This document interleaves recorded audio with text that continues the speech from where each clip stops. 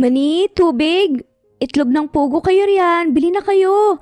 Tubig sayo? 20 po yan, salamat. Aktibong tinitinda ng isang simpleng dalaga na si Giselle. Kilala na rin siya sa kanilang terminal dahil halos lumaki na siya sa kakatinda. Kailangan niyang kumayod para sa kanyang sarili. Umupo si Giselle sa gilid at pinunasan ng mga pawis niya gamit ang face towel. Makikita mo talaga kung gaano na ito kapagod, pero may mga ngiti pa rin sa kanyang mga labi. O ano Giselle, tanghali na, kumain ka na ba? Lapit sa kanya ni Aling Kuring na nagmamay-ari ng karinderya sa terminal ng mga jeep. Hindi pa nga po eh. Dating gawin na naman. Sagot ni Giselle sa malungkot na boses. Si Aling Kuring ay hindi na rin malayo sa kanya dahil sobrang bait nito sa kanya na para bang mag-ina na ang turingan nilang dalawa. Eh baka maitutong kayo riyan at kahit sabaw lang Aling Kuring, ako nang maghuhugas ng pinggan nyo. Pakiusap ni Giselle kay Aling Kuring. Natawa na nga lamang ang Ali na may halong awa sa ginawa ni Giselle. Hindi na rin yun bago kay Aling Kuring. Ang ganyang pakiusap ni Giselle. Ikaw talaga Giselle. Sinabi ko naman sa'yo na iwan mo na ang ganyang trabaho mo. Sa aking karinderya ka na magtratrabaho. Sambit ni Aling Kuring. Ilang ulit ang pinagsabihan ni Aling Kuring si Giselle tungkol dyan pero palagi niyang sinasabi na masaya siya sa kanyang ginagawa. Tignan mo nga ang sarili mo, dalaga ka na. 20 anyos ka na. Hindi natin alam ang takbo ng panahon, baka may anong mangyari sa'yo. Dagdag pang sabi ni Aling Kuring na napapaisip kay Giselle. Naisip niya na tama rin naman sa Aling Kuring. Dalaga na siya pero kung makaasta ay parang 10 anyos lamang. Wala naman po siguro Aling Kuring. Hindi ko talaga sila uurungan. Naku, takot lang nila sa braso ko. Astiging sambit ni Giselle na ikinangisi naman ni Aling Kuring. O siya, sige na. Pinagtabihan kita ng ulam at kanin doon. Halika na para makakain ka na. Aya pa ni Aling Kuring kay Giselle. Dahilan para magningning ang imahinasyon ni Giselle sa sinabi ni Aling Kuring. Dahil alam niya na kapag ganyang sinasabi ni Aling Kuring ang masarap ang kanyang kakainin. Talaga po? The best ka talaga Aling Kuring. Masiglang tumayo si Giselle sa sobrang excited. Mabilis siyang sumunod kay Ali papasok ng kanyang karinderya. Ang pinakamalaking kainan sa terminal. Maghugas ka na ng kamay riyan, sabi ni Aling Kuring habang hinahandaan si Giselle ng pagkain. Sa kusina ni Aling Kuring kumakain si Giselle para walang makakaistorbo kay Giselle. Salamat po talaga Aling Kuring ha. Ako nang maghuhugas ng pinggan niyo mamaya. Masayang sambit pa ni Giselle habang nilalantakan na ang kanyang pagkain. Takam na takam ito sobra na para bang hindi nakakain ng maayos. Naku, wag mong isipin yun, Giselle. Dumito ka na lang kasi magtrabaho, sigurado pa ang pagkain mo. Naku, Nay, bakit niyo pa ba pinipilit ang taong ayaw sa'yo? Saka baka malasin tayo niyan. Sumulpot biglang nag-iisang anak ni Aling Kuring na si Carol. Sobrang maldita at suplada nito lalo na kay Giselle. Yan din ang dahilan kung bakit ayaw ni Giselle magtrabaho sa karinderya. Naku, tumigil ka nga dyan, Carol. Wala ka talagang pagmamalasakit. Bakit pa mainit ang dugo mo kay Giselle ha? Naiinis na sermon pa nga ni Aling Kuring kay Carol na tinarayan lang siya nito kasabay ang pagtataas ng kanyang kilay. May bago pa Nay? Parang si Giselle na kasi ang anak niyo eh. Sa akin naawa ka ba? Sigaw pa ni Carol sa lumabas ito ng silid. Nakayuko lamang si Giselle. Dahil kay Giselle ay nag-aaway pa talaga ang mag-ina. Yan ang rason kung bakit ayaw ni Giselle mamalagi sa kanila. Hay nako, pagpasensyahan mo na si Carol, iha ha? Umiling-iling lang naman si Giselle. Nako Aling Kuring, okay lang po yun. Ayoko naman pong masira ang relasyon ninyong mag-ina, di ba? Anak mo siya. Ayoko na magalit siya dahil sa akin. Malungkot na sagot ni Giselle kay Aling Kuring na ikinalungkot din ni Ali. Gustuhin man ni Aling Kuring na kupkupin si Giselle, hindi naman sasang-ayon ang anak niyang si Carol. Sige po Aling Kuring ha, mauna na po ako. Baka mas lalong mag-init pa yung ulo ng anak niyo pong si Carol kapag nadatnan niya rin ako dito. Maraming salamat po ulit. Dagdag pang sabi ni Jessel habang isinusukbit nga ang mga dala niyang paninda kanina. Sige iha, pagpasensyahan mo na talaga si Carol, mag-ingat ka. Sambit na lamang ni Aling ko rin kay Jessel, may kinatango na nga lamang ng babae. Saka mabilis na lumabas ng resto, bitbit ang ice bucket na may mga lamang mineral bottled water at bilao na puno ng candy, mani at itlog ng pugo. May ngiti sa labi ni Jessel habang nagtitinda sa mga pasahero ng jeep at sa mga dumaraan. Nakaramdam ng pagod si Jessel kaya umupo siya sa malaking bato sa gilid ng kalsada para magpahinga muna.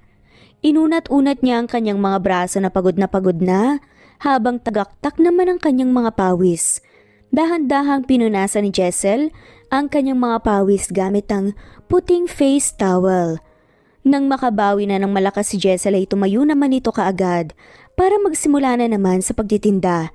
Tatawid na sana si Jessel sa kabilang bahagi nang may biglang mabilis na kotseng humarurot dahilan ikinagulat ni Jessel. Nang sobra kaya natapon niya ang mga paninda niya na siyang ikinatigil din ng Ferrari na sasakyan. Hoy, bumaba ka nga dyan. Pulutin mo mga paninda ko. Ganyan pa talaga kayo? Hindi porket nakasakay kayo ng sasakyan, wala na kayong pakialam sa paligid. Galit na sigaw ni Jessel sa labas ng kotse habang dinuduro-duro pa ang nasa loob ng kotse. Na tila ba nakikita niya ito. Sinilip niya ang bintana pero hindi niya maaninag ang loob ng sasakyan. Ganyan talaga kayong mayayaman eh. Akala nyo, sa inyo ang buong daan? Pwe! Nag-aapoy sa galit na sigaw pa ni Jessel habang sinisimulang pulutin ng mga candies na nagkalat sa daan. Napaluhan na lamang si Jessel nang makita ang mga itlog ng pugo na nabasag at nagkalat. Iniisip ni Jessel na paano na lang kaya? Paano niya maibebenta ang mga basag na itlog? Namumuhunan lang si Jessel sa kanyang mga paninda. Ano na lang kaya ang sasabihin ni Jessel sa may-ari ng mga to? Huwag ka nang magluksa riyan, miss. Babayaran ko lahat ng damage. Sambit naman ang nasa loob ng kotse na lalaki nang ibaba nito ang shield ng bintana sa kanyang sasakyan. Ubod ng gwapo ng lalaki na nababalutan ng malamig na aura. Napatili at nagulat naman ang ibang nakakita sa lalaki dahil kilalang kilala ito kung sinong tao ito. Siya lang naman si Mr. Harold Smith, ang pinakamayaman sa lugar nila at nagmamay-ari ng malalaking gusali. Dapat lang no, ang kapal naman ng konsensya mo kapag aalis ka lang ng basta-basta. Alam mong may nadehado kong tao. Sigaw pa ni Jessel habang nakatalikod kay Harold na pinupulupot ang ilang paninda. Hindi ka naman siguro bulag ano? Nakikita mo naman na pedestrian lane ito eh. Dagdag pang sabi at naiinis nga na saad ni Jessel kay Harold.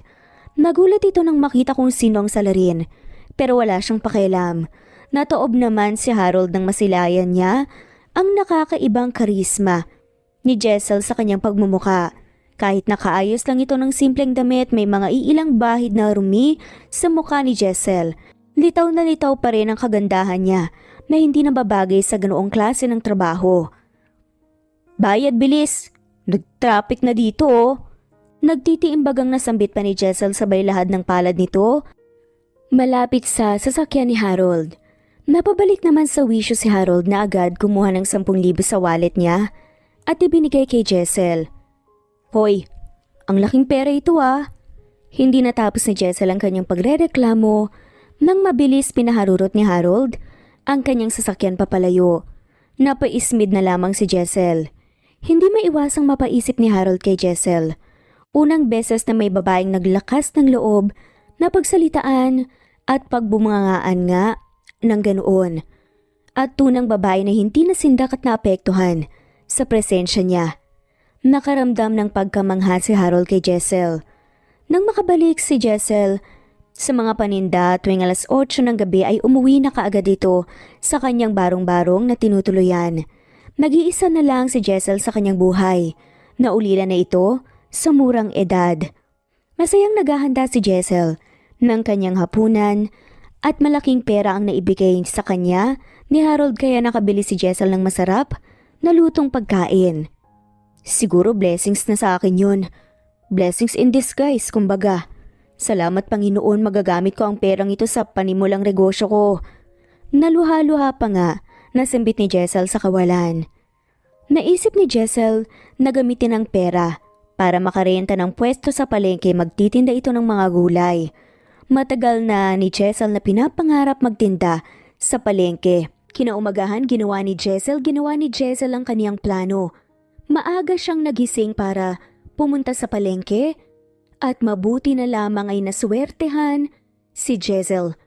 May isang nagtitinda na ipapatubos niya lahat ng kaniyang mga paninda dahil aalis na sila. Kaya naman ay hindi na nagpatumpik-tumpik pa si Jessel. Agad niya itong kinuha.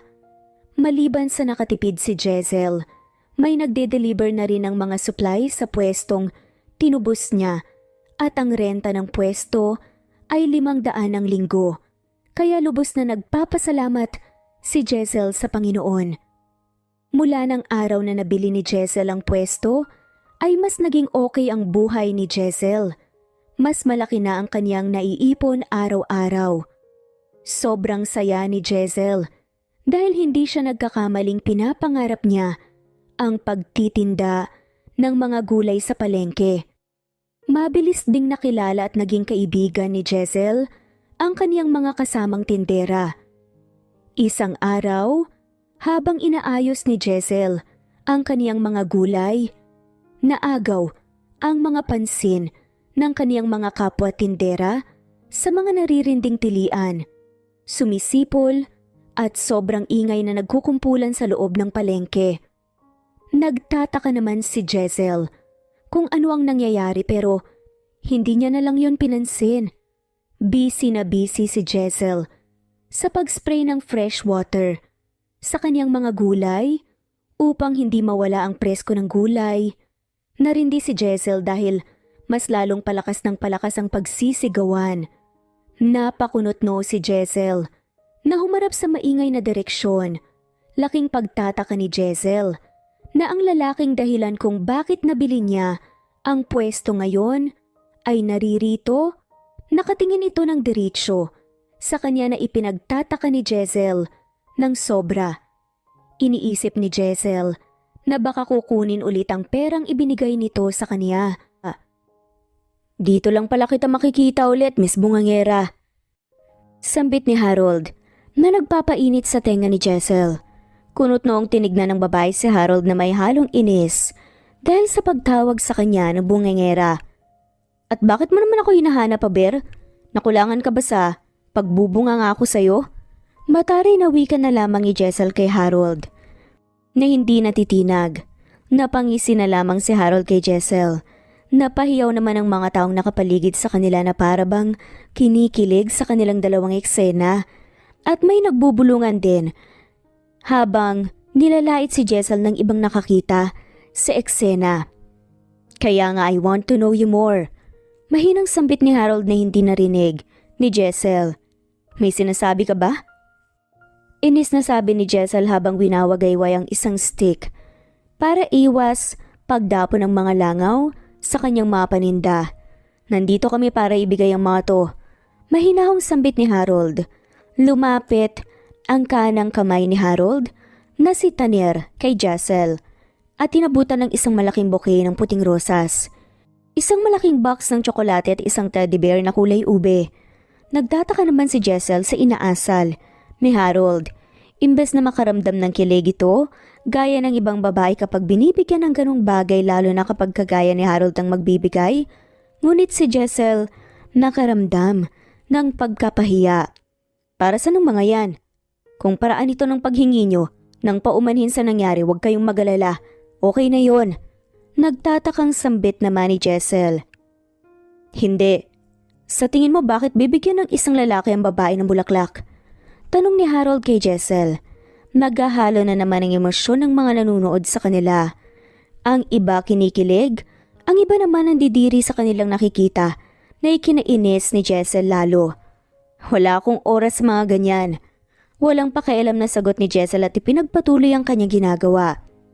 Kakaiba ka talaga, miss. Nakaka-challenge ka. Sambit ni Harold na namamangha sa mga katapangan nito. Umalis na nga lang kayo rito. Nakakaabala kayo sa palengke. Usal ni Jessel na ikinatawa na lamang ni Harold. Lumapit si Harold sa kinaroroonan ni Jessel. Sige guys, bumalik na kayo sa inyong ginagawa, may nagagalit kasi. Utos pa ni Harold sa mga taong nakapaligid sa kanila. Agad naman silang sumunod kay Harold kaya ang naiwan sa pwesto ni Jessel ay sina Harold at Tanner lamang. Ano ba talagang sadya niyo sa akin? Hindi napigilan ni Jessel na pamaywangan ang mga bisita o buwisita niya. Hindi na alam ni Jessel ang kanyang gagawin. Nahihiya na ito sa mga taong halatang pinag-uusapan siya. Pinakaayaw pa naman niya sa lahat ay ang pagchichismisan siya. Wala. Gusto lang namin na makausap ka ng maayos. Itigil mo nga yung pagbubunga nga mo. Sagot naman ni Harold kay Jessel na ikinataas ng kilay ni Jessel. Anong magagawa niya? Sadyang inborn na sa kanya kapag may nangungulit sa kanya. Bakit pa kasi hindi mo nalang diretsuhin, boss? Eksena naman ni Tanner. Nababakot na ito, lalo na't hindi sanay sa atmosfera ng palengke. Kahit si Harold ay nagtitiis na sa amoy ng palengke. Gusto kitang maging akin. Puno ng confidence na sabi naman ni Harold kay Jessel. Na halos ikatumba ni Jessel. Hindi nakala ng babae ang mga katagang yun ang maririnig niya mula sa lalaki. Hoy, adik ka ba? Hindi ako ganyang klase ng babae kahit mahirap ako, no? Umalis na nga lang kayo rito, alis. Kumukulong dugo naman ang sigaw ni Jessel sa pagmumukha ni Harold. Nagngingit-ngit ang mga ngipin at nanginginig ang buong kalamnan ni Jessel dahil sa galit. Wait, hindi yan ang ibig kong sabihin. Hindi ko alam sa sarili ko pero gusto kitang makalala pa ng lubusan. Gusto kong alagaan ka, tulungan ka at pasayahin ka. Gusto kong maging akin ka, Jessel. Hindi ka nababagay sa lugar na to. Puno ng emosyong sabi ni Harold. Para namang mas nakaramdam ng hiya si Jessel at nagtaka ito kung bakit kilala na siya ni Harold. Nagpapatawa ka ba? Ako? Itsura ko to magugustuhan ng kagaya mo? Sira ka na talaga no? Natatawang asar pa ni Jessel kay Harold na ikinatahimik ni Harold. Nakaramdam ito ng pagkapahiya. Huwag nga akong pagtripan ninyo. Umalis na nga kayo rito pwede. Anong oras na? Wala pa akong benta. Taboy ni Jessel kina Harold at Tanner. Huwag kang mag-alala, babayaran namin ang bawat segundo na nilalaan mo sa amin. Sugot naman ni Harold kay Jessel na lalong nagpapainis sa babae. Ganyan ba talaga kayong mayayaman? Porket may mga pera kayo, idadaan nyo na lang ang lahat sa pera at mga arugante kayo? Galit na sagot na nga lamang ni Jessel kay Harold. Parehong nataob sa kinatatayuan si Harold at Tanner sa mga binitawang salita ni Jessel. Ngayon lang nakatagpo si Harold ng taong hindi natatakot sa kakayahan niya at ang tanging babae na may lakas ng loob na pagsalitaan siya ng masasakit ng mga salita. Mga salitang tataob talaga sa kaluluwa mo. Hindi kayang masikmura ni Harold ang sinabi ni Jessel, kaya persahang umalis ito na agad sinundan ni Tanner. Naiinis si Harold dahil sa lakas ng loob na meron si Jessel para siyang napapahiya. At unang beses niyang naranasan yun. Ang lakas ng loob ni Jessel. Napagtabuyan nga si Harold. Samantalang maraming babaeng nagkakandara pa na magpapansin sa kanya. Anong mukha yan, boss? Ngayon ay may katapat ka na. Bilib din ako sa babaeng yun ah. May paninindigan. Nangaasar pa na sambit ni Tanner kay Harold nang nasa loob na sila ng kotse papuntang kumpanya. Nakakasira ng ego. Kung ang ibang babae nga halos gagawin ang lahat para mapansin ko lamang. Tapos siya, nakakahiya ang sobra. Ang isang kagaya niyang babae lamang ang magpapatikom sa akin. Naiinis na sabi pa ni Harold. Halos magkadikit naman ang mga kilay ni Harold na nililiit lalo ang kanyang mga chinitong mata dahil sa inis. Hindi matanggap ni Harold ang ginawa sa kanya ni Jessel. Hindi niya matatanggap ang pagkatalo niya ang kumpanya nga kaya ni Harold ay kaya niyang ipaglaban at never siyang natalo sa anumang transaksyon. Kaya hindi siya susuko kay Jessel hanggat hindi niya ito mapapa sa kanya. Bakit kasi sa lahat ng babae na magugustuhan mo ang babaeng yun pang napili mo? Kung tutusin mas marami namang mas magaganda, presentable. Hindi kagaya ng babaeng yun nagtitinda lang sa palengke. Siya nga hindi makapaniwala na nagustuhan mo Paano na lamang ibang tao? Gusto mo bang pag-usapan kayo ng media? Gaya na lang ng isang CEO na in love sa isang tindera sa palengke. Gusto mo ba yun, boss? Mahabang litanya pa ni Taner dahil kahit si Taner hindi makapaniwala at hindi naintindihan kung bakit nagka-interest si Harold sa babaeng kagaya lamang ni Jessel. Hindi ko nga rin alam eh. I have this urge feelings na gusto ko na nasa tabi ko lamang siya. Kahit simpleng babae lamang siya, gusto ko siyang mapasakin. Oo, maraming ibang babae na naghihintay sa akin para lingunin ko na mas kaaya-aya pero iba't iba sila ng intensyon. Gusto ko ang babaeng yon dahil nakikita niya ang sarili ko bilang tao. Hindi pagiging bilyonaryo. Makahulog ang sagot naman ni Harold kay Taner. Sa bagay, siya lang ang nag-iisang nilalang na kaya kang pagsalitain ng ganoon kahit na ganoon lang ang estado ng buhay niya. May paninindigan talaga. May sariling prinsipyo. Pagsang-ayon naman ni Taner sa kanyang boss. Napatingin naman ng masama si Harold kay Taner dahil para itong nagkakaroon ng interes sa babae na gusto niya. Huwag mong sabihin na may gusto ko na rin sa kanya, Taner. May halong inis pa na tanong ni Harold kay Taner na ikinahalakak na lamang ng sobra ni Taner na ikinakunot ng noo ni Harold. Ano ka ba, boss? Chill lang. Ngayon ka lang umibig eh, eksena pa ba ako? Supporter niyo ko. Sagot ni Taner na nangaasar kay Harold dahil sa naging reaksyon nito. Hindi pa nga napasagot si Jessel, naging possessive na ito. Good to know that. Naging sagot na lamang ni Harold kay Taner. Eksaktong nakarating na sila sa kumpanya nila. Hindi na hinintay pa ni Harold na pagbuksan siya ni Taner ng pintuan ng sasakyan. Bumaba ito ng mag-isa at naunang pumasok sa kumpanya. Nang makita ng mga empleyado ang presensya nga ng kanilang CEO, ay nagkakandarapang inayos ang kanilang mga sarili at kanilang paligid. Sobrang strict ni Harold pagdating sa trabaho. Pagkapasok ni Harold sa loob ng building, lahat ng madadaanan niya, mga empleyado ay tatayo para bumati at magbibigay galang sa kanya na agad tinatanguan naman ni Harold. Hello dear, saan ka ba galing? Kanina pa ako naghihintay sa'yo rito, nakaka-bored. Bumungad kay Harold nang pagbukas niya sa kanyang opisina. Agad dinambahan ng mahigpit na yakap at isang mariing halik. Sa pisngi ni Harold, ng isang sopistikada at elegante na babae na ikinaasar ni Harold. Ilang ulit ko bang sinasabi sa'yo, Kate, na huwag ka nang humahalik sa akin? Naiinis na sabi ni Harold sabay pinunasan ang kanyang pisngi. Habang pumapasok sa loob ng kanyang opisina at umupo sa kanyang swivel chair. Isa ganyan ang nakasanayan ko mula nung mga bata pa tayo eh. Bakit ayaw mo na ba sa halik ko ha? Nakangusong sagot pa ni Kate kay Harold. Nagpapaawa effect pa nga talaga ito na ikinakainis ni Harold. Ikaw na rin ang nagsabi, Kate. Nung mga bata pa tayo noon, hindi na nga tayong mga bata ngayon eh. Nakakasagwa ng tignan kapag may girlfriend and boyfriend na tayo. Sabi na lamang ni Harold at pinagtuunan ng pansin ang mga dokumentong nakatambak. Ang dami niyang papeles na kailangan lagdaan. Bakit? May girlfriend ka na ba? Gulat na reaksyon naman ni Kate na parang hindi niya alam ang gagawin kapag may GF na talaga si Harold. That's not your business. May kailangan ka pa ba? Kung wala na, pwede ka nang umalis. Marami pa akong gagawin. Sagot na lamang ni Harold habang nagsisimula na galawin ang mga dokumentong nasa harapan niya. Bakit ka ba naging ganyan sa akin, Harold? Hindi ka naman dating ganyan sa akin ah. Nakakasakit ka na ng damdamin. Sigaw pa ni Kate at may pagdadalamhati na parang iiyak na ito. Nilingon naman siya ni Harold na nakukunot ang noo, na nakatitig nga at nakaigting ang panga.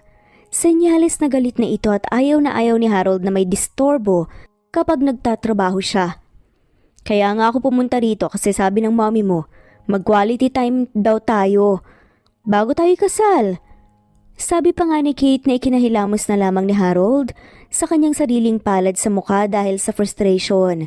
Tumatayo ang balahibo ni Harold kapag naririnig ang patungkol sa kasunduan nila na ikakasal sila ng kababata niya. You know what? Wala ako sa mood, umalis ka na lang. Habang nagpipigil pa ako ng aking sarili, baka kung ano pang masabi ko sa'yo. Mahinahong sabi na lamang ni Harold. Pero ramdam mo ang galit sa bawat salitang binibitawan. Wala nang nagawa pa si Kate dahil alam niyang hindi biro kung magalit si Harold. Hinablot niya ang kanyang handbag at nagdadabog pa na lumabas ng opisina ng lalaki. Napabuntong hininga na nga lamang ng malalim si Harold. Sabay massage ang kanyang sentido.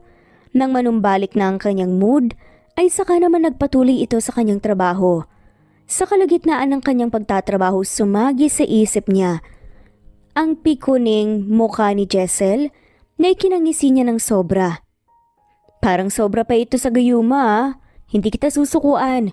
Kung gaano ka katigas noon, ganun din ako. Nakangising isip ni Harold na puno ng determinasyon. Kinuha niya ang kanyang telepono. May tinawagan ito na hotline ng flower shop at pinadalhan ng pwesto ni Jessel. Parang baliw na tumatawag mag-isa si Harold. Habang nagtatrabaho, ilang araw ang lumipas, naiinis na talaga si Jessel sa araw-araw na pagde-deliver sa kanya ng mamahaling bulaklak. Para natuloy itong nagtitinda rin ng bulaklak sa kanyang pwesto. Ayaw niya sanang tanggapin kaso hindi rin aalis ang delivery rider kung hindi tatanggapin ni Jessel. Magkano po isang kilo ng kalabasa? Magkano po isang supot ng mushroom? Pabili po ako nito. Karot nga sa akin, miss. Nagulat si Jessel nang biglang maraming naglilinyahang bumali sa kanya. Nagtataka siya kung bakit sa kanya lang dinagsang bumili. Sa kanyang mga kasamang tindera ay iilan lang naman ang bumibili. Nagkakaundagaga na nga si Jessel sa pag-aasikaso sa mga dumagsang customer sa pwesto niya. Naiinggit na nga ang ibang kasama ni Jessel sa mga tindera. Wala na po akong kalabasa, doon na lang po kayo sa iba bumili. Doon na lang po kayo sa iba. Sa iba na lang po. Natatarantang sabi pa ni Jessel. Napilit binabahagi ang kanyang mga customer sa iba. Tumingin ang isang customer sa unahan. Sumesenya sa kanya si Harold na sundin ang utos ni Jessel. Kaya agad naman silang nagsibilihan sa ibang pwesto. Samantala masayang-masaya naman si Jessel dahil halos naubos ang paninda niya. Kukuha na naman sana siya ng panibagong bulto-bulto ng stocks para bukas na ititinda niya. Kung gaano kasaya si Jessel, ganun din ang saya na nadarama ni Harold. Nginti pa lang talaga ni Jessel kontento na si Harold. Grabe naman Jessel, parang ang swerte natin ngayon sa pagtitinda. Masayang sabi ni Aling Bebe. Ang katabing tindera sa pwesto ni Jessel na magkasundo na sila. Oo nga po Aling Bebe, grabe ang bilis, eksakto rin na malapit ng malantaang mga yun, napakinabangan pa. Kaya magpasalamat talaga tayo sa Panginoon. Tila kinikilig pa na sabi ni Jessel at inaayos ang kanyang pwesto. Dahil parang dinaanan ng bagyo dahil sa pagdadagsa ng mga bumili sa kanya. Kaya nga maraming salamat talaga Jessel. Hindi ka talaga madamot. Sabi na naman ni Aling Bebe na halata sa kanyang mga mata na masaya ito. Dahil halos sa kanya rin bumibili ang iba pa niyang nakikita. Naku, wala yun Aling Bebe. Hindi ka sa akin magpasalamat kundi sa mga taong bumibili sa'yo kanina. Magalang na sagot na nga lamang ni Jessel habang naliligpit ang mga nagkalatang talbos ng gulay at iilang mga sangkap na nasa sahig na. Hindi, kung hindi mo sila sinabihan na bibili rin sa amin o sa akin, hindi rin ako makakabenta. Puno ng emosyon naman na sabi ni Aling Bebe. Huwag mo nang isipin yun Aling Bebe. Hindi ka rin naman iba sa akin Masayang sambit ni Jessel kay Aling Bebe at tinapik ang balikat nito. Napangiti na rin si Aling Bebe at hinawakan ng kamay ni Jessel. Magdidilim na nang umuwi si Jessel. Masayang masaya ito at bumili siya ng keypad na cellphone para maging contact niya sa kanyang mga supplier sa palengke. Pagkatapos ng makapagsabi ni Jessel na magpa-deliver ito bukas, ay masaya itong kumain at natulog na puno ng kilig at sarap sa pakiramdam. Kinabukasan maagang gumising si Jessel at pumunta sa kanyang pwesto para hintayin ang magde-deliver sa kanya ng mga supply. Pagdating niya sa pwesto, laking gulat niya na nandoon ang truck sa labas ng palengke. Kailangan niya pa ng kargador na mapag-utusan para dalhin sa pwesto niya. Matapos niyang mabayaran ng kanyang supplier, naghanap ito ng kargador Pero wala siyang makita dahil lahat ay busy. Kailangan niya pa munang maghintay na may bakante. May ipapakarga po ba kayo, ma'am? Tanong ni Harold. Napalingon si Jessel sa kanyang likuran. Sobrang nagulat ito sa lalaking nasa harapan niya. Hindi siya nagulat dahil sa estado ng buhay niya, kundi nagulat ito sa ginagawa ni Harold sa kanyang sarili. Ano na namang kalukuhan to? Di ka talaga nadadali no? Automatikong pagbubunga nga ni Jessel kay Harold nang makita niya ang ayos nito. Nakasuot ng bonnet, sweatshirt, maong na pants, nakasuot ng bota at may face towel pa na nakasampay sa leeg ni Harold. Kahit ganun ang ayos ni Harold, hindi naka-office suit, kung hindi simple lang ang suot na kagaya ng mga kargador na nasa palengke, lumilitaw pa rin ang kagwapuhan ni Harold.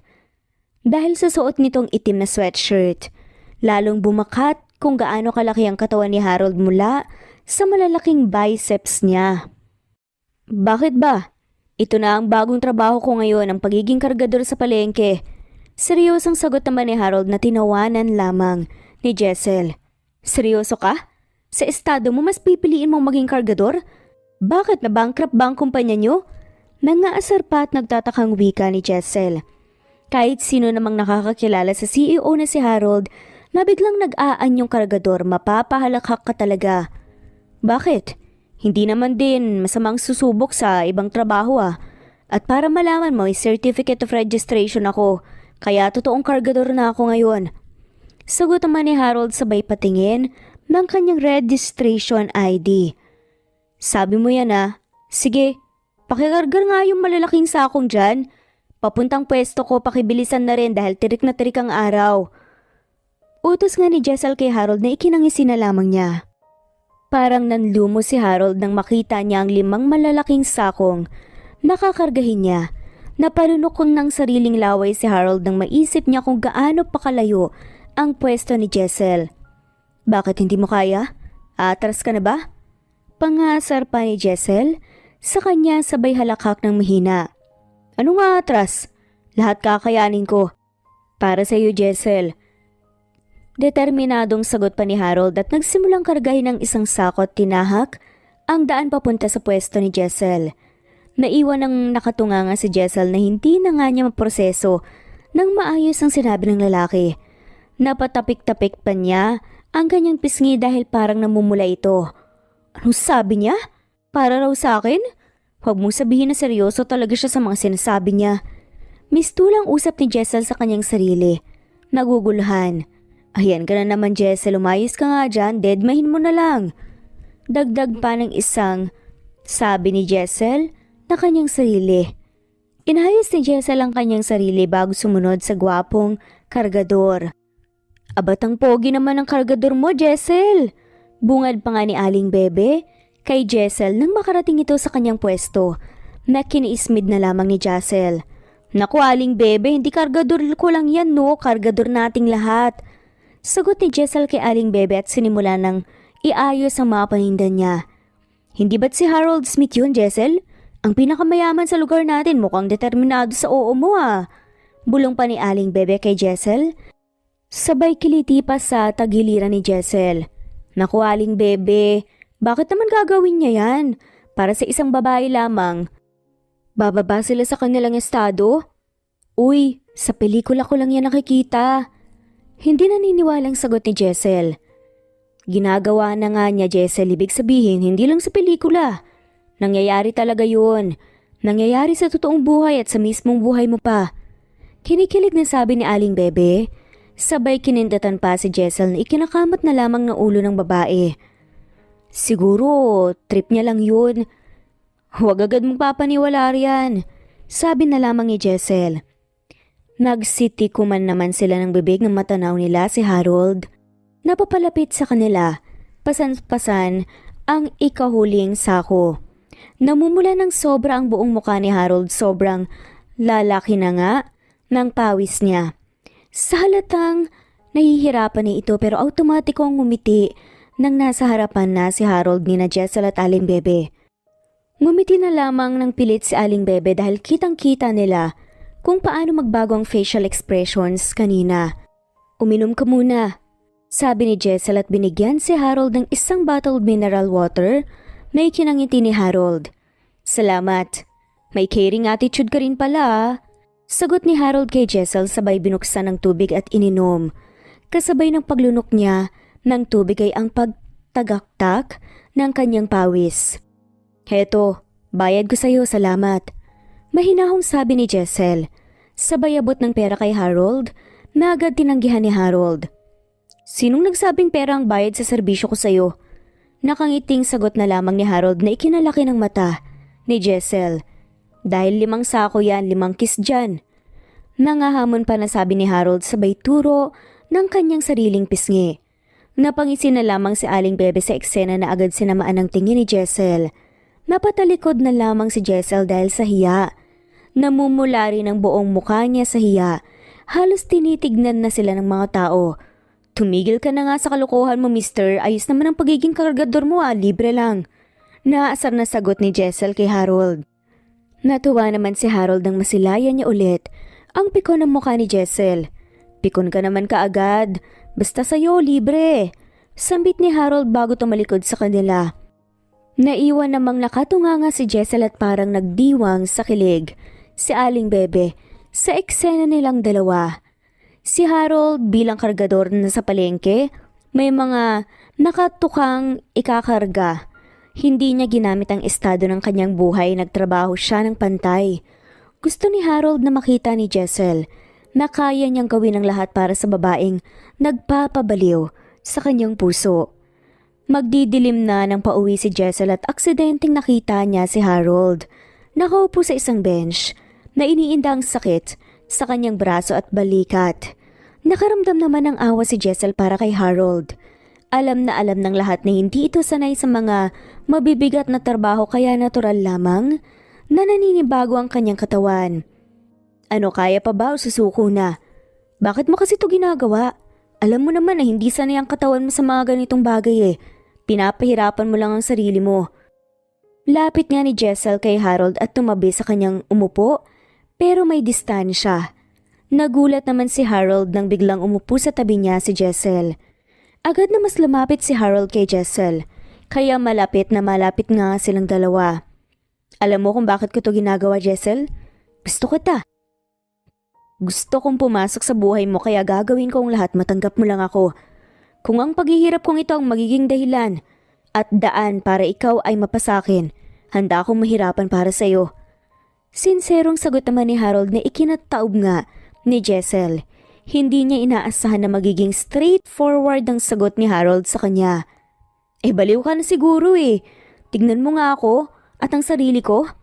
Tsaka ikaw, hindi tayo qualified na maging tayo. Siguro magiging maid mo, mas kwalipikado pa. May bahid ng pait pa na tugon ni Jessel. Nagpapakatotoo lang naman si Jessel. Hindi lahat ng tao kagaya ng nasa palengke na mas matatanggap pa ang sitwasyon nila. Paano na lang ang reputasyon ng kumpanya nila? Ano ba namang klaseng pananaw yan, Jessel? Maganda ka naman talaga. Natural ang ganda mo, ganyan ang tipo ng babae na gusto ko. Walang halong kemikal. At kung anong koloreteng nakalagay sa mukha. Kung mapapasa akin kay Jessel, yan ang pinakamagandang nangyari sa buhay ko. Pagsusumamo ni Harold na ikinarolyo nga ni Jessel ng kanyang mga mata. Ang dami mong sinasabi dyan. Tignan lang natin kung may binatbat ka. Tanging nasambit na lamang ni Jessel sabay tumayo at humakbang ng iilang hakbang saka lumingon kay Harold. Sinasabi ko sa'yo mahirap akong ligawan. Mabilis na sabi ni Jessel at mabilis na tumakbo papalayo kay Harold dahil nga sa hiya. Seryoso yan? Sigaw ni Harold kay Jessel na mababakat talaga sa mukha ni Harold na masayang masaya ito. Napatalo nito sa tuwa pero napapaupo ulit nang maramdaman niya ang kirot ng balikat niya. At least ngayon alam ko na sumang-ayon na siyang pormahan ko siya. May chance pa ako. Gagawin ko talaga ang lahat, Jessel. Tignan lang natin. Mistulang usap ni Harold sa kanyang sarili at hindi nawala ang malalaking ngiti sa labi niya. Kinabukasan ginawa nga ni Harold lahat para mapatunayan niya kay Jessel na karapat dapat niya itong sagutin. Tinulungan niya si Jessel sa pagtitinda ng mga gulay kapag wala siyang linyahan sa pagiging kargador. na hindi na mapigilan din ni Jessel na maapektuhan sa mga ginagawa ni Harold para sa kanya. Kaya nagdaan ng mga araw ay nagkamabutihan din silang dalawa. Halika, tikman mo to. Alam kong hindi mo pa ito natitikman. Aya nga ni Jessel kay Harold papalapit sa isang balut vendor. Nasanay na rin sila. Sa tuwing gabi ay lalabas sila para kumain sa kung anong pagkain sa gilid ng kalye. Nakatikim na ako niyan noon, kasama ko palagi si Taner. Yung kasama ko noong bibigyan ko sana kita ng bulaklak. Sagot ni Harold at tumupo sa tabi niya. Pwede nga, baka nagpapa-impress ka lang dyan. Asar ni Jessel kay Harold, pero tinignan lang ni Harold si Jessel na may pahiwatig na watch and learn. Isang balot nga po, Ale. Pagbibili nga nila, agad siyang pinigyan ng ala at pinakita niya kay Jessel kung paano balatang ng itlog, sinipsip ang sabaw nilagyan ng asin at suka sa kasinubo ng takam na takam. Namangha naman si Jessel na ang taong kagaya ni Harold ay kumakain pala ng mga ganitong pagkain. Ang sarap kaya ng balut. Pahabol pa nga nasabi ni Harold sa gitna ng pagmuya niya na halatang nasasarapan ito sa kanyang kinakain. Wow naman, parang ang expert mo ah. Sabi nga ni Jessel. At nagsimulang lumamon din ang balut penoy. Nagkatuwaan at nagkachismisan sila habang kumakain at may pares na chicharon. Boss, dito lang pala kita makikita. Kanina pa kita hinahanap eh. Galit na galit si Sir Terence, mag-iisang linggo ka nang hindi pumapasok sa opisina. Natatarantang eksena ng kanang kamay ni Harold na si Taner. Natigil sa pagsubo si Jessel sa kinakain niya. Taner, nakita mo namang may kausap akong tao, diba? Tapos eksena ka? Nagtatakang sambit pa ni Harold. Pasensya na kung nadistorbo ko po kayong dalawa pero hindi ako papayag na hindi kita makasamang bumalik sa kumpanya. Kung hindi tatanggalin ako sa serbisyo ng ama mo. Kaya naman boss, sumama ka na muna sa akin. Pagsusumamo pa ni Taner kay Harold, nahalatang nanginginig na ito sa takot. Sige, sumama ka na sa kanya. Baka importante yan eh. Nakangiting saad na lamang ni Jessel. Dahil nararamdaman din niya na nagmamatigas si Harold. Babalik ako. Huling sabi ni Harold sa kahinalikan ng noo ni Jessel. At nagmamadaling pumasok sa sasakyan niya. Namumulang nakangising kumaway si Jessel sa kanila at tumayo na rin para umuwi sa kanila. Lumipas ang ilang araw na lungkot si Jessel at Aling Bebe dahil hindi na nagpakita pa sa kanila si Harold. Naisip ni Jessel na baka hindi na babalik si Harold. Kinuha lang nito ang loob niya. Tapos, hindi na magpaparamdam ulit. 5 araw na ngayon, Jessel. Bakit wala pang manliligaw mo? Sumuko na siguro sa buhay palengke, no? Kalabit pa ni Aling Bebe kay Jessel habang sumisilip sa paligid ng palengke baka makita ang anino ni Harold. Naku, Aling Bebe, wag na nga nating pag-usapan yung wala rito. Mapait na sagot na lamang ni Jessel at pinagtuunan ng pansin ang pagbebenta. Hoy, ambisyosang babae. Ikaw palang sinasabi ni Harold. Anong klase kang babae? Huwag kang managinip ng gising, halatang ginayuma mo si Harold eh. Gulat na saad ni Jessel at ang mga kapitbahay niyang tindera nang may sumugod sa kanilang babae na mukhang artista nga. Kung nananaginip ka man, pues gumising ka na dahil sa totoong buhay, prinsesa ka lang sa mga palaka, malandi ka. Mas makati ka pa sa higad eh. Sigaw pa ni Kate, sabay turo kay Jessel. Biglang nandilim ang paningin ni Jessel, nanginginig ang buong kalamnan ni Jessel at kinuyom niya ang kanyang mga palad. Malakas na loob na lumapit ito kay Kate at sinampal ng malakas na umalingaw-ngaw sa lakas ng impact nito. Muntik nang mawala ng balanse si Kate, mabuti na lamang at nakahawak siya sa poste. Una sa lahat, kung sino ka man isaksak mo sa baga mo yung si Harold. Nananahimik ako rito, siyang pumasok sa buhay ko. Ako malandi? Bakit may ebidensya ka ba? Tignan mo nga ang sarili mo. Nakasuot ng disente pero ang kaluluwa mas masahol pa sa ulol na hayop. Alamin mo muna ang lugar mo. Galit ng sigaw ni Jessel kay Kate. Susugurin na sana ni Kate si Jessel nang magkabanggaan si Kate at ang isang tao na may dalang palangganang mga isda kaya nabuhos lahat ng laman ng palanggana kay Kate. Deserve. Kadiri ka na amoy malansang isda. Tawa naman ng mga taong nakikiosyoso. Asar ng mga tao kay Kate. Nandidiring sumisigaw si Kate. Dahil sa hiya ay umiiyak na tumatakbo na lang palabas ng palengke si Kate. Pagkalayo ni Kate ay nararamdaman ni Jezel ang panghihina at pag-uunahang pagtulo ng kaniyang mga luha. Nakaramdam siya ng pagkasikip ng kaniyang dibdib. Ikalawang ulit na naramdaman ang pagkawasak ng puso ni Jezel. Una, ang pagkawala ng kaniyang pamilya. At ngayon ay ang paglisan ni Harold na na-realize ni Jezel na sa loob ng konting panahon, nasanay na rin si Jezel sa presensya ni Harold. Malungkot na naglalakad si Jezel pa uwi ng kaniyang bahay, nakaramdam ng lungkot sa tuwing naalala niya ang mga gimmick nila ni Harold.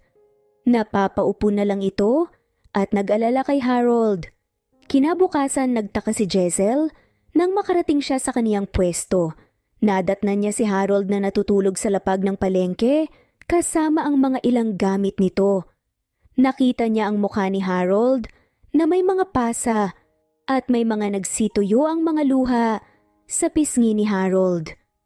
Parang may humaplos sa puso ni Jezel nang makita si Harold na nasa ganoong kalagayan, lalo na't parang nilalamig ito.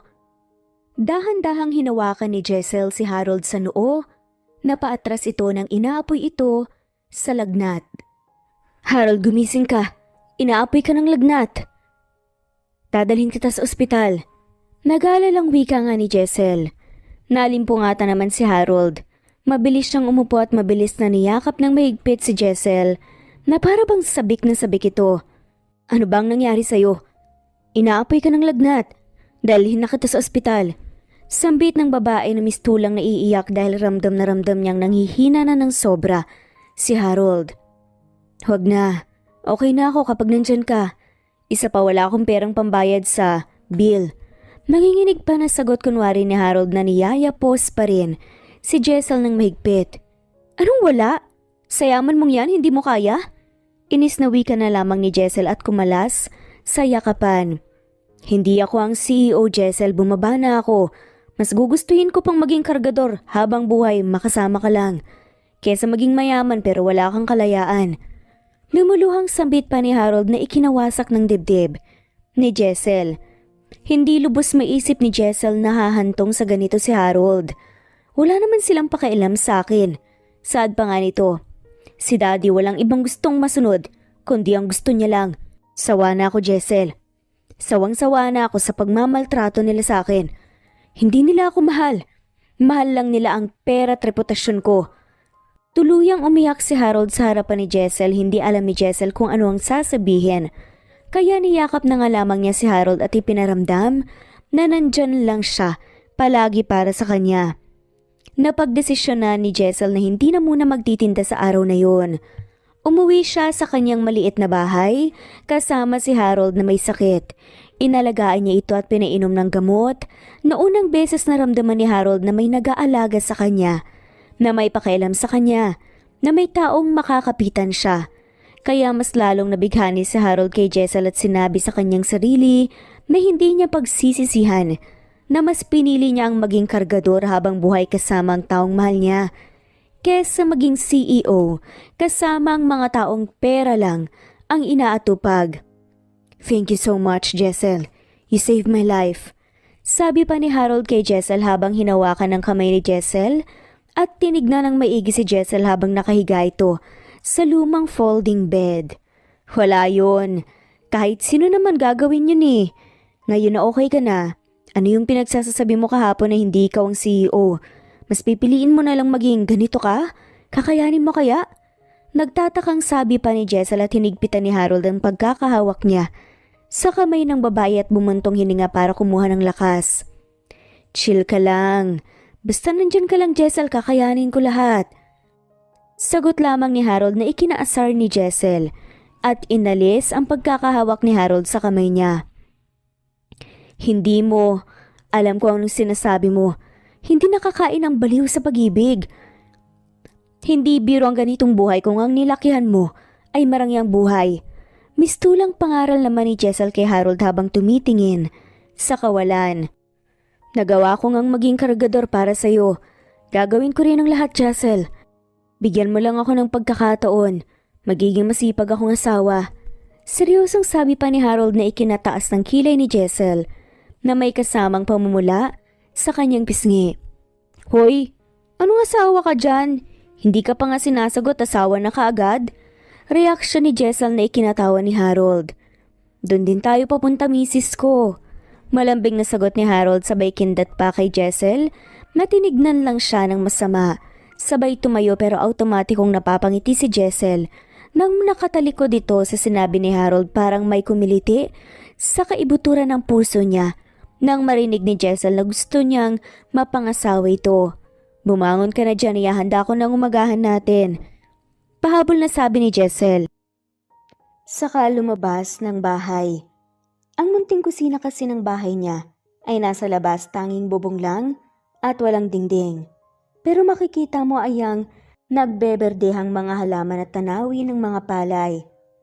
Hinanda na ni Jessel ang kanin, pritong itlog at ang gulay niyang sinabawan. Nakalamunggay. Siguro, ang swerte ko, no? Napasindak si Jessel nang biglang magsalita si Harold. Sumunod na pala agad ito kay Jessel. At bakit naman? Tanong ni Jessel na pilit iniiwasan ang mga titig ni Harold sa kanya. Kasi swerte ng mapapangasawa mo. Ako mapapangasawa mo kaya ang swerte ko. Mayabang na saad ni Harold na dahilan para kumalampag ang puso ni Jessel sa tuwa. Sira ka talaga no? Kumain ka na nga lang dyan, pasensya ka na at yan lang ang maalmusal dito.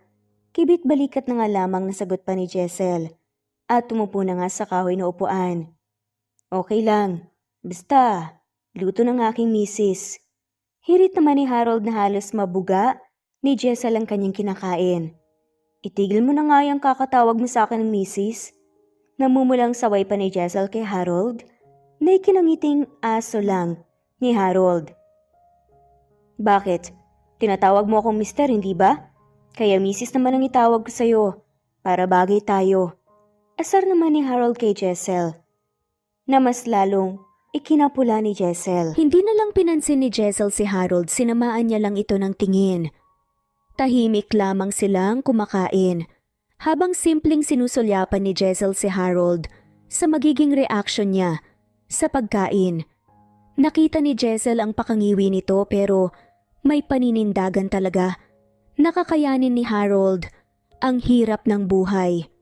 Mula sa araw na iyon, magkasama na palagi sina Jessel at Harold sa paghahanap buhay, si Harold sa pagiging kargador, sa palengke at pagiging tindera naman si Jessel. Napag-isipan nilang dalawa na magtitinda sila ng balut at chicharon sa gabi ng ilang oras para dagdag sa hanap buhay nila. Balot, chicharon kayo riyan. Sigaw ni Jessel habang bitbit ang mga chicharon. At si Harold naman ang nakabitbit ng balut. Naglalako sila sa lugar nila. Sa mga ilang nakakilala pa rin kay Harold, kahit na balot na ito, kinukudya at pinagtatawanan nila si Harold. Umuwi na lang tayo. Pinagtatawanan ka lang nila At kahit naman siguro ako pagtatawanan talaga, ang isang mayaman tapos ngayon nagtitinda ng balut sa gabi. Tapos kargador naman sa umaga. Nababahalang sambit ni Jessel habang umupo ito sa may bench na medyo madilim. Ano ka ba? Huwag kang magpapapekto sa kanila, okay lang yun. At least, hindi tayo nakakaapak ng pagkatao nila. Malumani na sagot naman ni Harold na nagpapahanga kay Jessel. Kakaiba rin pala ang pananaw ni Harold sa buhay. Uy Harold, ikaw na ba yan? May biglang huminto na kotse sa harapan nila ni Jessel. Nakita nila si Taner na nakasakay ng sasakyan. Taner, ikaw pala. Nakapasyal ka. Masayang usap ni Harold kay Taner. Lumapit si Harold kay Taner. Kakamayan niya sana ito pero hindi ito pinansin ni Taner. Huwag mo kong kausapin na para bang close tayo, Harold. Iba na ako ngayon. Hindi na kanang kamay mo lang. Aroganteng sagot pa ni Taner na nagpapalungkot kay Harold, ang nag-iisang tinuring niyang kaibigan at tatalikuran na lamang din pala siya. Wala ka kasing utak eh. Sinong pipiliin maging kawawa ang buhay? Ikaw lang, Harold. Sana hindi ka magsisi sa desisyon mo. Pangasar pa ni Tanner kay Harold. Sa gitna ng kanyang pagkahalakhak, saka isinara ang bintana ng sasakyan at humarurot paalis. Lumapit si Jessel kay Harold at tinapik ang balikat nito. Natulala kasi si Harold sa ginawa ni Tanner. Hindi siya lubos makapaniwala na magiging ganun din ang ugali ni Tanner. Tahimik lamang si Harold habang sinusundan siya ni Jessel sa paglalakad pa uwi. Konti lang na ibenta nila kaya marami silang mauuwi. Pagkadating nila sa bahay, ramdam ni Jessel ang mabibigat na paghinga ni Harold.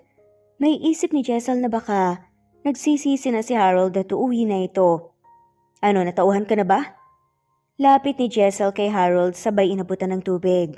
Tumingin naman si Harold kay Jessel at nagpasalamat. Natauhan saan? Ipapamukha ako sa kanila na mas pagsisisihan ko kung hindi ako kumalas sa kanila. Tignan lang natin. Makakaahon din tayong dalawa. Mahigpit na tugon ni Harold na sa bawat diin niya ng mga salita ay may katumbas na hinanakit. Never mind. Huwag na natin silang isipin natin ang tungkol sa atin. Dahil marami tayong naiuwi na balot, tayo na lang ang kakain ng mga to. Masayang sambit pa ni Harold sabay nilalapag ang mga itlog sa maliit na lamesa. Siyempre no, sayang lang din, masisira lang yan.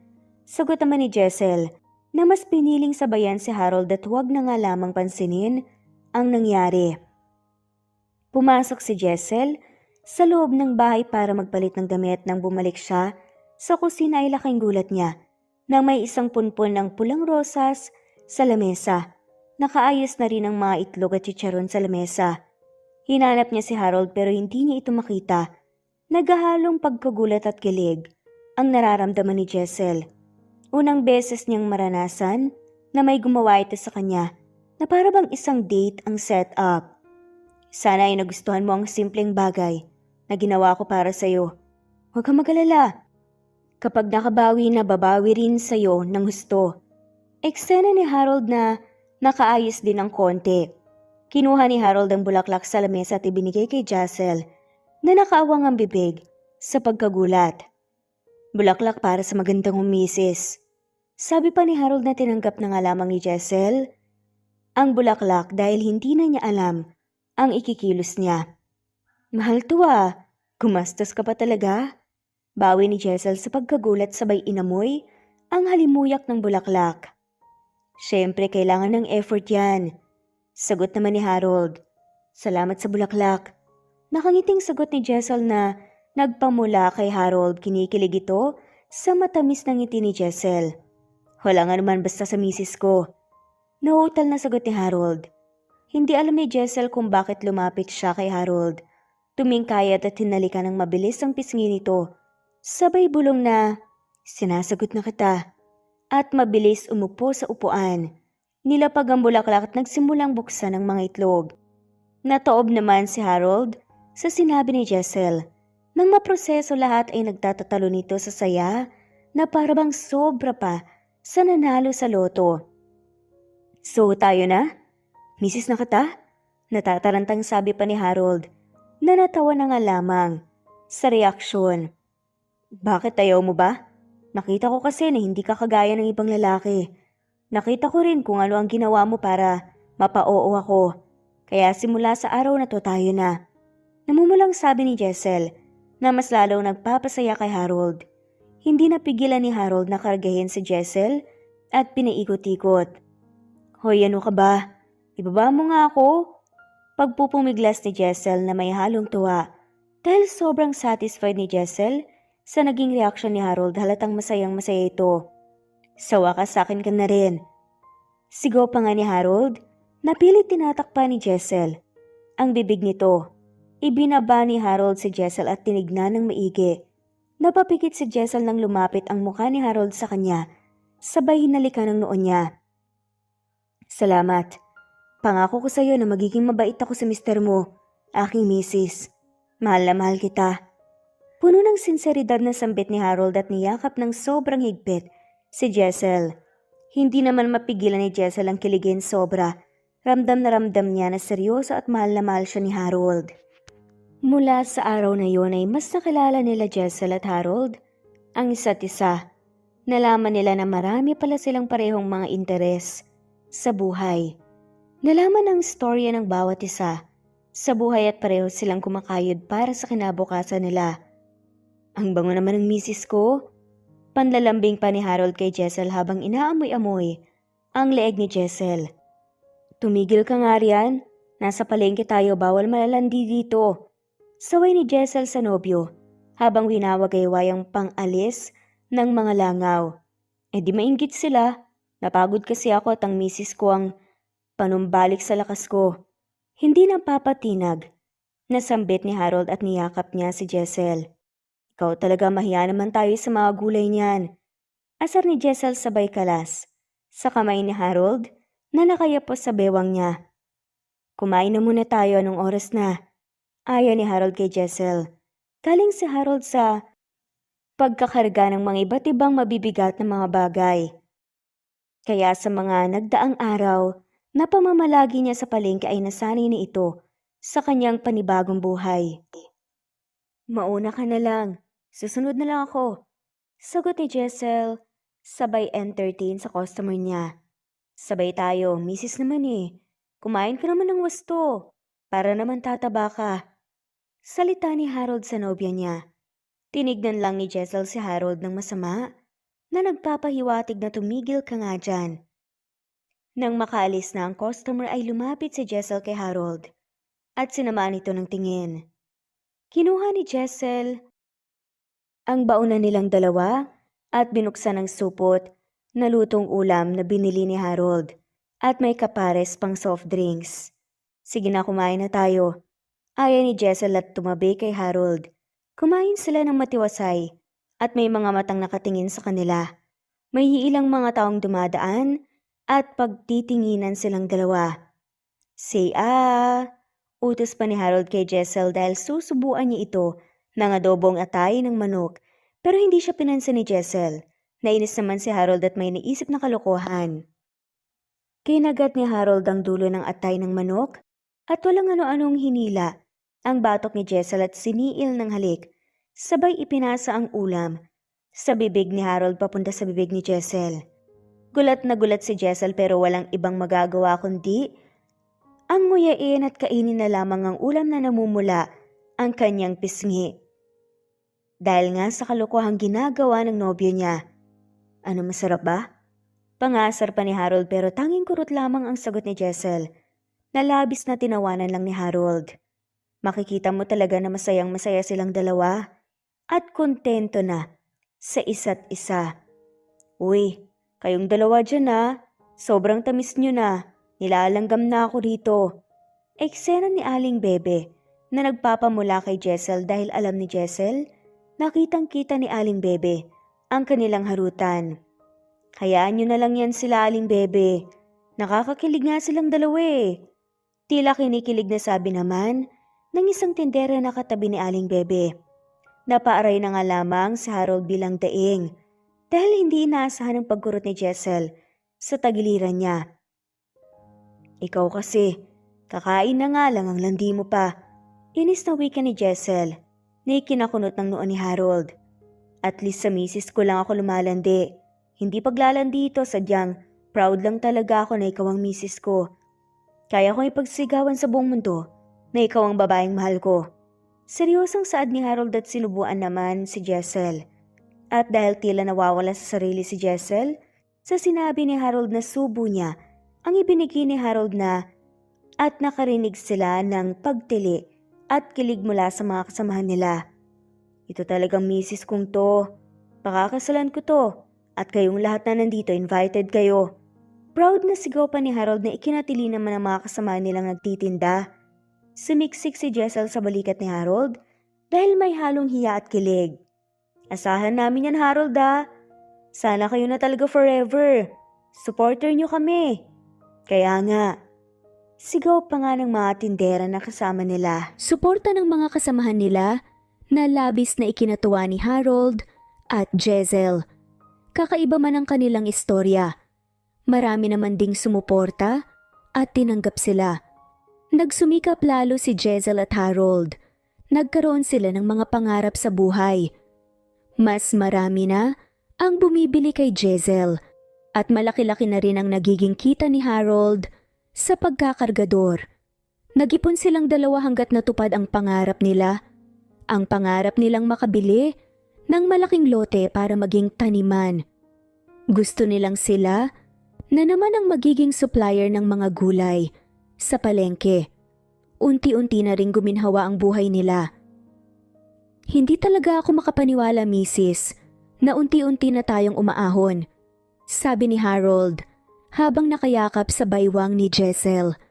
Nakahiga silang dalawa sa Bermuda grass habang tumitingin sa kalawakan na puno ng nagniningningang mga bituin at sobrang liwanag ng buwan.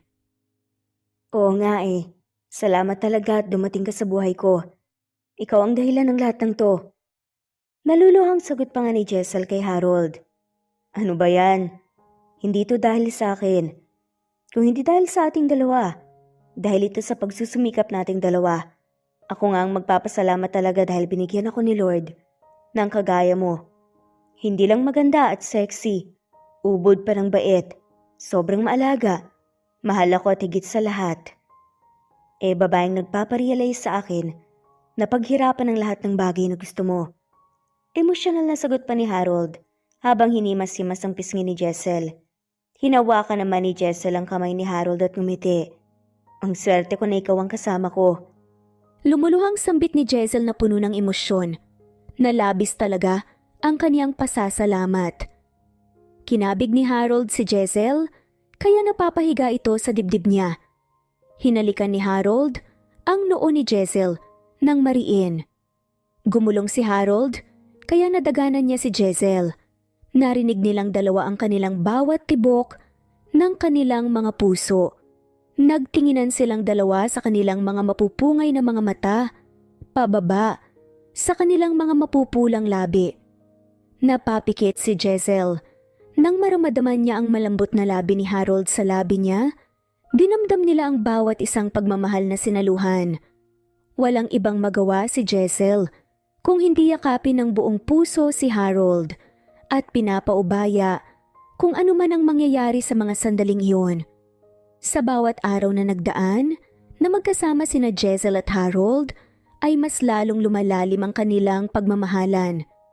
Nakasuporta sila sa bawat pangarap na hinahangad nila. Pinapaubaya na ni Jezzel kay Harold ang magiging negosyo nila dahil si Harold ang mas maraming karanasan at may talento. Relax ka muna, mahal. Huwag pagurin ang sarili.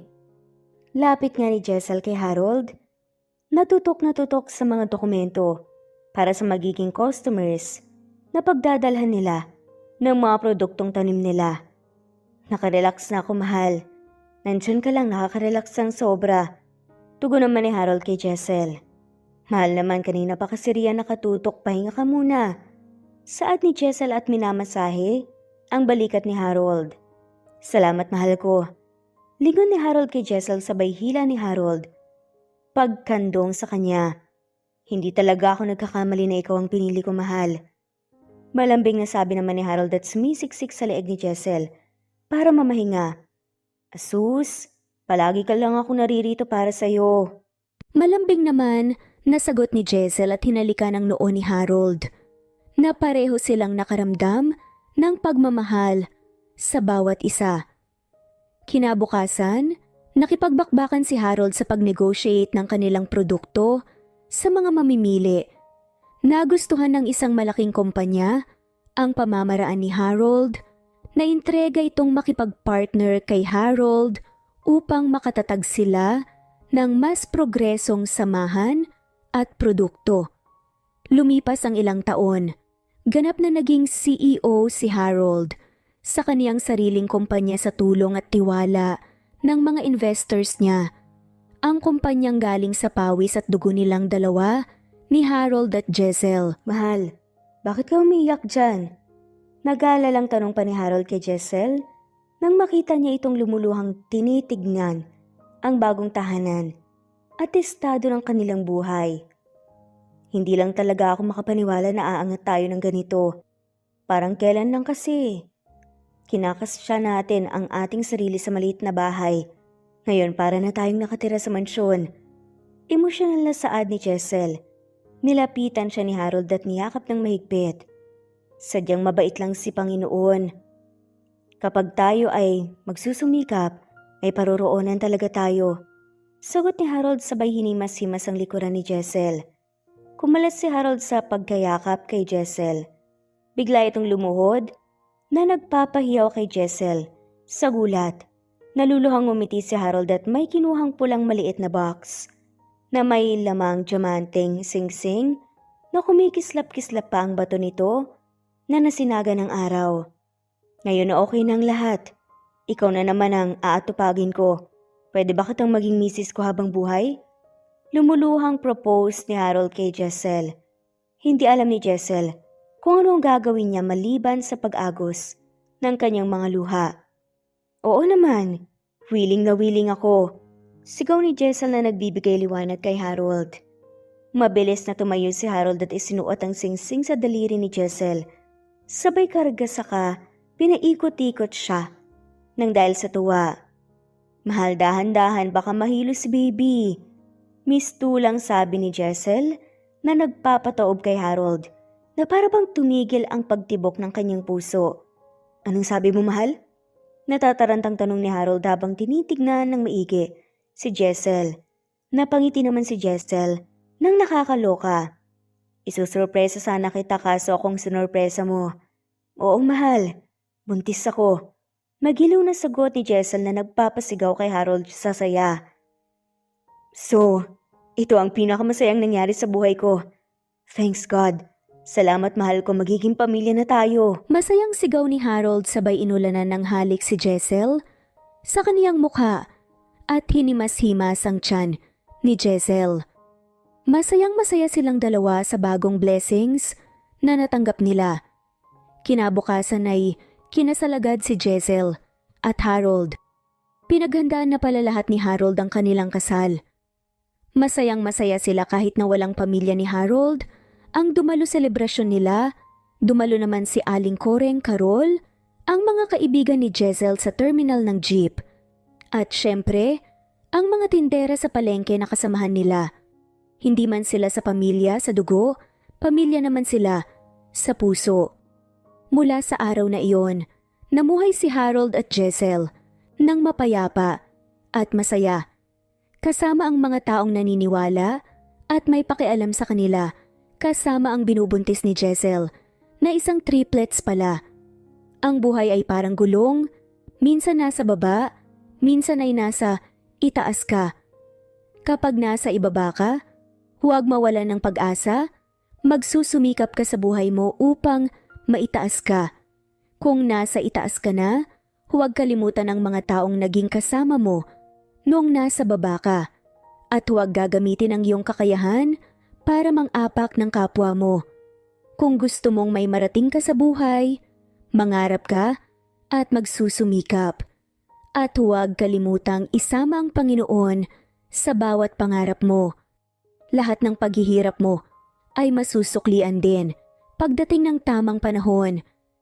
At dito na nga po nagtatapos ang kwentong pagmamahalan ni Jessel at Harold. Maraming salamat po sa lahat at i-comment lamang po kung gusto niyo pong magpa-shoutout. Bilang pasalamat po namin sa inyo.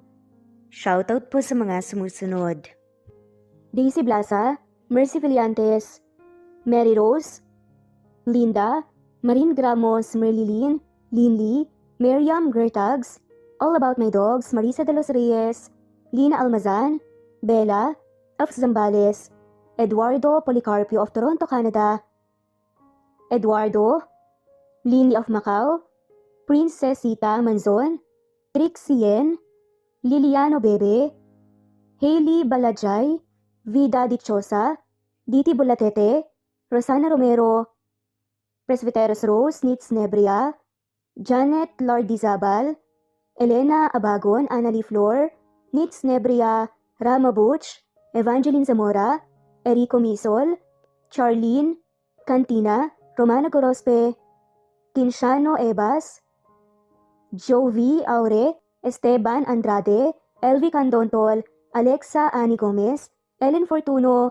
Nena Ano, Angelina Ducusin, Remedios Solmantil, Luciado Dolores, Ani Bucao, of Isabela, Eli Bita Solo, of Milan Italy Jessica Vargas, Aniseta Andrino, Evelyn, of Neva Ecija, Diana Agana, Marites Nitura of Saudi Arabia, Eva Violeta, Gerald Schiff, Lynn Lee, Veronica Briseño, Carmencita Falcon, Merlin Diaz, Helen Murillo, Natalie Navarro, Hani Villasenor of Kuwait, Annie Hoson, Merlin Barosa, Maria Luisa San Jose, Lina Cruz, Teresita Schmid, Eda Minguez, Connie Valmoria Escapades, Sara Bartonico, Melanie Juan, Precious Mago, Mila Gonzalez, Ana Victoria, Merlin Baroza, Rosemary Corpus, Rosemary Vasquez, Merlin, Lisa Nesbet Anaban,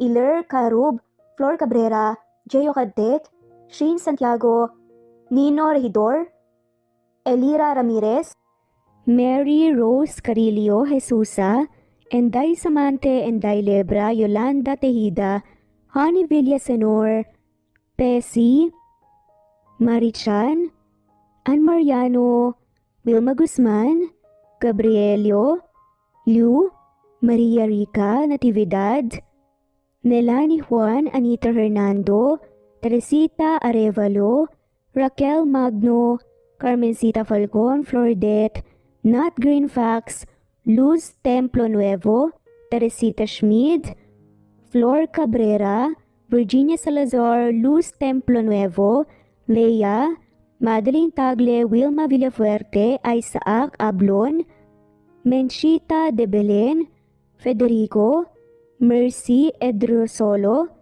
Fe, Adam Machas, Quinciano Ebas, Eli Ramirez Elizabeth Gilas, Arem Ruhi, Julius Edna Romero, Charlie Angelina Samia Emma Gadiano, Rosemary Vasquez, Lisa, Estelita Mahia, Elvi Candontol, Corazon Danke of University of Eastern Philippines University, Teresita, Neil Bacolor, Evangeline Zamora, Charlie Jane Clemente, Susan Opaga, Susan Rodrigo, Fred Deliza de Guzman, Juby Hernandez, Helen Murillo, Edarlina Fahil, Rosie, Juliet Kaday, Kuya Atok, Betty Losnong, Crescen, Susana, Tessie Rumbawa, Lovina Galang, Aida Jurado,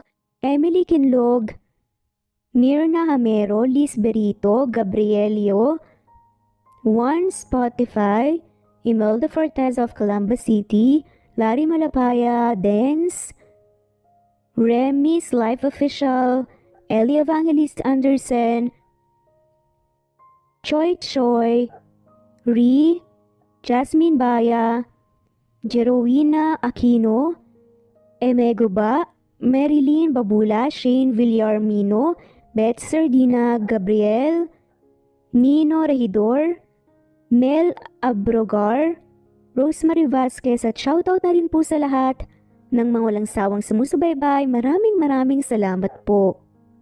Veronica Briseño, Violeta Murillo, Teresita, Teresa Bulie, Christine Flores, Nesbet Anaban, Flor Salvalion, Kuwait, Raquel Labay, Kuya Atok, Lani Pardillo, Eva Violeta, Presbyteres Rose, Amy Regalado, Teresita, Pres Cavilla Havana, Precious, Lilian Nobebe, Eli Evangelista Anderson, Marziel Arcilias, Rosemary Palaganas, Rose Martinito, Ding Lege, Alexa Gomez, Jomira Bueno, Amy Fenavares, Irma Emma, Lali Emralino, Tortillas Gaming, Matea Estrera, Annalie Flor, Rosemary Tinito, Rosemary Palaganas, Excelsis Tagala, Emily Kinlog, Rosemary, MM, Penning Escal, Neri Cabangon, Lucia Baldo, Rosemary Vasquez, Londono Villas, Faye, Rosemary, Angelo, Vicky Adlaon, Mercy Villantes, Rezeline Unday, Allen, Ace, Nino Regidor, Jeyo Cadtec, Escapades Matilda, Irma Valerio, Agustina Aniceto, Cecilia Alvior, Naitan Canada, Lily Roda Barcial, Eli Ramirez, Doris Day Pangan, Lynn Lee of Macau, Reyes, Rebecca Tezuka, Noel Macero, Mary Rose Carillo Jesusa, Enday Samante, Enday Lebra, Yolanda Tejida, Honey Villasenor, Tessie, Marichan, Ann Mariano, Wilma Guzman, Gabrielio, Liu, Maria Rica Natividad, Melanie Juan, Anita Hernando, Teresita Arevalo, Raquel Magno, Carmencita Falcon, Floredet, Nat Greenfax, Luz Templo Nuevo, Teresita Schmid, Flor Cabrera, Virginia Salazar, Luz Templo Nuevo, Leia, Madeline Tagle, Wilma Villafuerte, Isaac Ablon, Menchita de Belen, Federico, Mercy Edrosolo, Fe, Adamson Machas, Quinciano Ebas, Eli Ramirez Elizabeth Gilas, Harem Ruhi, Julius Edna Romero, Charlie Angelina Samia, Emma Gadiano, Rosemary Vasquez, Lisa, Estelita Mahia,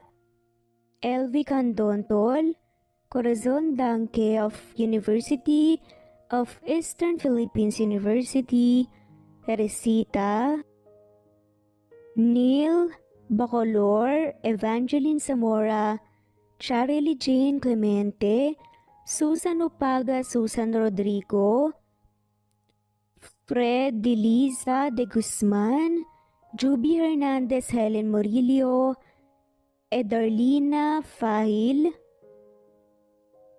Rosie, Juliet Kaday, Kuya Atok, Betty Losnong, Crescen, Susana, Tessie, Rumbawa, Lovina Galang, Aida Jurado, Emily Kinlog, Mirna Hamero, Liz Berito, Gabrielio, One Spotify, Imelda Fortes of Columbus City, Larry Malapaya, Dance, Remy's Life Official, Ellie Evangelist Anderson, Choi, Ri, Jasmine Baya, Jerowina Aquino, Emeguba, Marilyn Babula, Shane Villarmino, Beth Sardina, Gabriel, Nino Regidor, Mel Abrogar, Rosemary Vasquez at shoutout na rin po sa lahat ng mga walang sawang sumusubaybay. Maraming salamat po.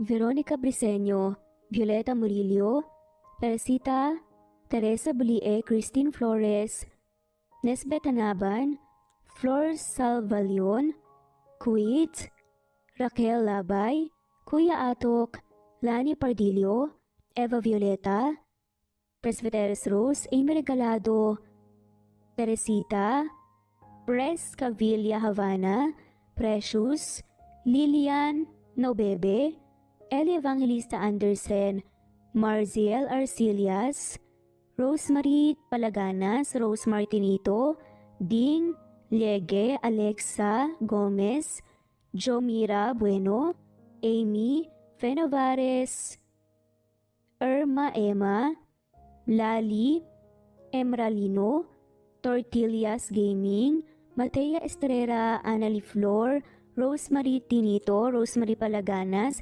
Excelsis Tagala, Emily Kinlog, Rosemary, MM, Penning Escal, Neri Cabangon, Lucia Baldo, Rosemary Vasquez, Londono Villas, Faye, Rosemary, Angelo, Vicky Adlaon, Mercy Villantes, Rezeline Unday, Allen, Ace, Nino Regidor, Jeyo Cadtec, Escapades, Matilda, Irma Valerio, Agustina Aniceto, Cecilia Alvior, Naitan Canada, Lily Roda Barcial, Eli Ramirez, Doris Day Pangan, Lynn Lee of Macau, Reyes, Rebecca Tezuka, Noel Macero, Rizalina Credo, Mitchie Karch, Romel Carion, Juliet Panlilio, Lynn, Merlilyn Zenny Marion, Benoni Anya Lucas from Bacolod City, Merlina Aparata, Annalyn Nantes, Flordette, Lorena Utod, Faye, Anita Hernando, Rochan Rodriguez, at shoutout na rin po sa lahat ng mga walang sawang sumusubaybay. Maraming salamat po.